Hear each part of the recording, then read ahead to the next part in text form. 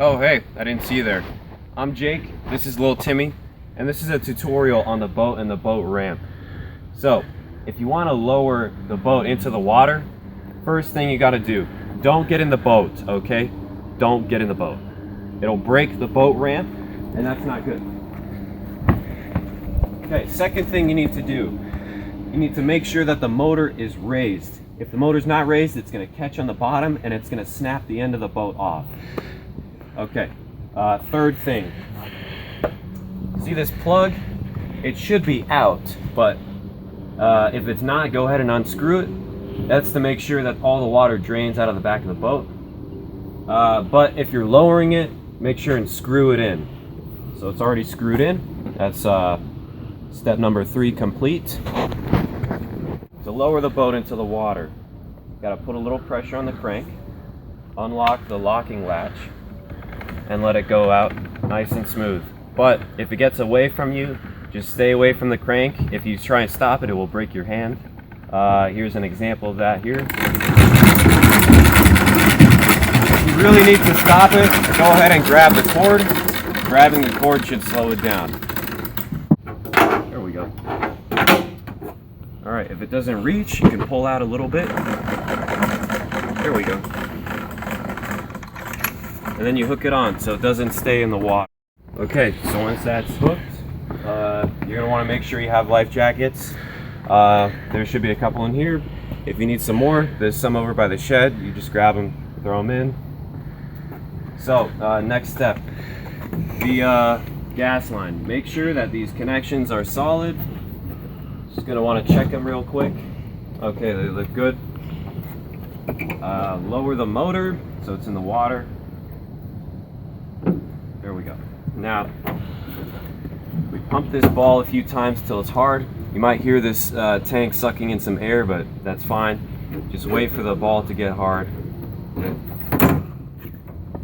Now, this thing needs to stay in neutral when you start it up. This is the forward position, this is the reverse position, and that's the neutral position. Okay, so we're gonna start it up now. Don't touch this middle knob that stays there. You don't have to mess with that at all. If it's cold, you might want to have to pull the choke out, but this thing is nice and warmed up. So make sure and put this in the start position and just give it a pull. Okay, it starts up nice. Slow it down a little bit. Pop it in forward. I'd make sure I was in the boat before I did this, but it's okay. That's forward, that's reverse, that's neutral. And that's the off position. Okay, so once you're done fishing, you want to bring the boat up on the ramp. Make sure that the motor is raised. If the motor is not raised, you'll break the back end of the boat off. It takes a little muscle. There we go. Okay, now it's raised. Get your people out of the boat. We don't want to be cranking up the boat with people in it. It will break the boat ramp. So, bring the boat over here. Here's that convenient little latch. Just loop it through here, around itself. There we go. All right. Now we come up to the crank, and you just start cranking it up.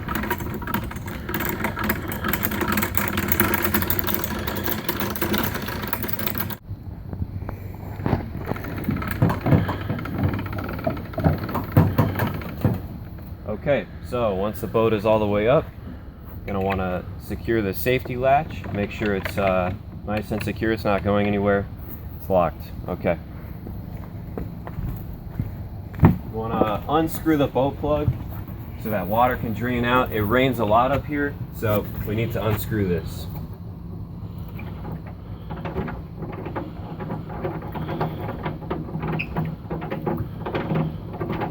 Okay, once it's unscrewed, you can just set it right here.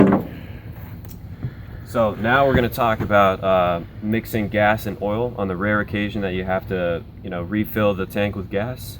So on the rare occasion that you need gas, you're going to know you're going to want to know how to mix gas and oil. So there should be a little chart on each oil carton, and it gives you the proper measures for how much oil you need to put in for how much gas you're putting in the tank. So just follow the chart. Should be simple enough. There's a gas tank right there. Some extra life jackets if you need them. And yeah, that's it. Have fun at the cabin.